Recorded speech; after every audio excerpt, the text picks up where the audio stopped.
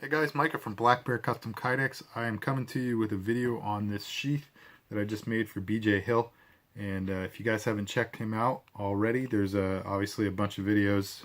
If you're seeing this, you probably saw the other ones on my channel of the series that I'm doing for him. We've done a bunch of trades, so I've gotten some knives and some custom acid wash and sharpening jobs, and he's getting some custom Kydex from me. So just to give you guys, this video is sort of like the headliner video of this series, I think, just because it shows off some of what he does. So both of these knives he did a custom acid wash on that is just, to me, mind-blowing. I think it's beautiful and very impressive work. So check this out. He's got that Punisher logo in there, as well as all the splatter and stuff, and he did that to both of these knives. This one is an Ontario Blackbird. I always want to say Songbird for some reason. OKC Blackbird, and this one is an ESEE Izula. So the Blackbird and Izula sheath, he asked for the Izula to be removable on mollies, and he asked for a small Altoids tin as well. And after I had gotten a hold of them and started working on these knives, I realized that it would actually be a little bit cluttered. I could have put the Altoids tin on the back, but I told him, I gave him the options, and he said just rock the two knives, that would be fine. So we have set up here for a leather dangler and a tech lock here, and this tech lock plate that I've put on there is drilled out. So right now it's connected 1 point through the rivets on the edge and 2 points up here on this plate. So there's a very nice secure system, and you also have the option, the drill spacing, of canting the tech lock to 90 degrees.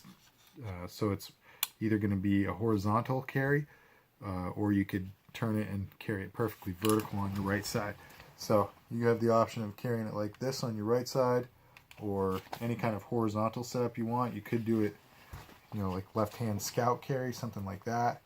And obviously the dangler option over here as well. So it's nice. Whoop. You'd think I was drunk or something. All right. So this system, why is it so special? Well, for one, because it rocks two really nice knives. Both of those you saw have the Punisher Kydex on it, Punisher logo on it. And I've got some Punisher Kydex hidden behind the Izula sheath. Unfortunately, it's obscured while the Izula is attached. But how can I remove that Izula? This is the new BBCK Breakaway system that I came up with a couple months ago. I did my very first one.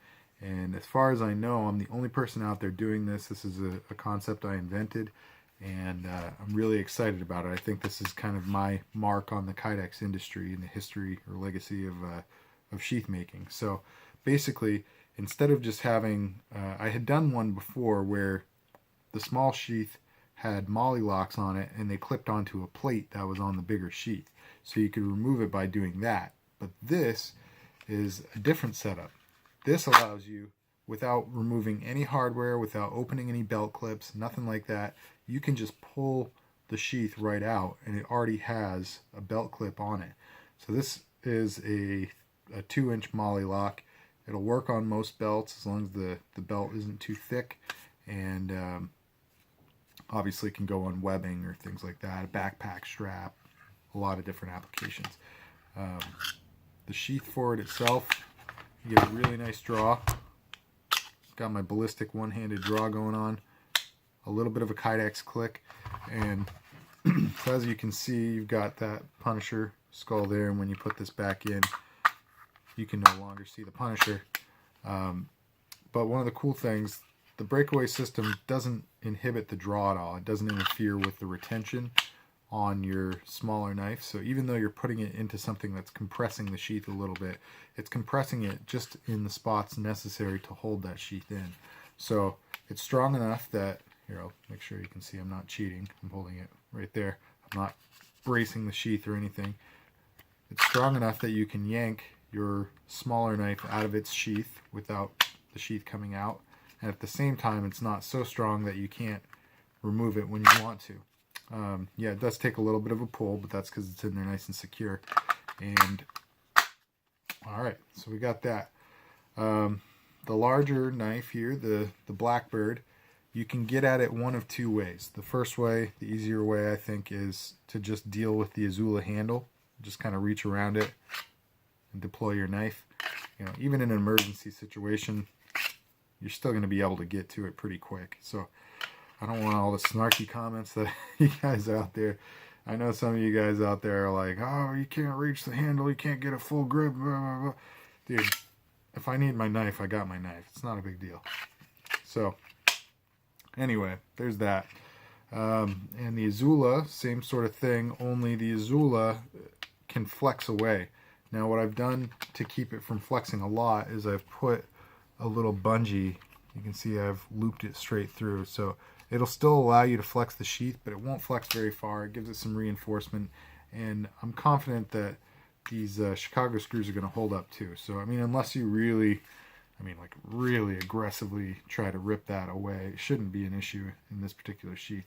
And the option always does exist with these. I can make them stronger. I can do other things to them.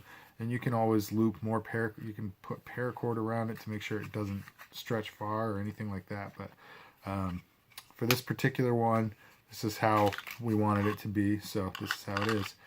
I think it's a really nice setup.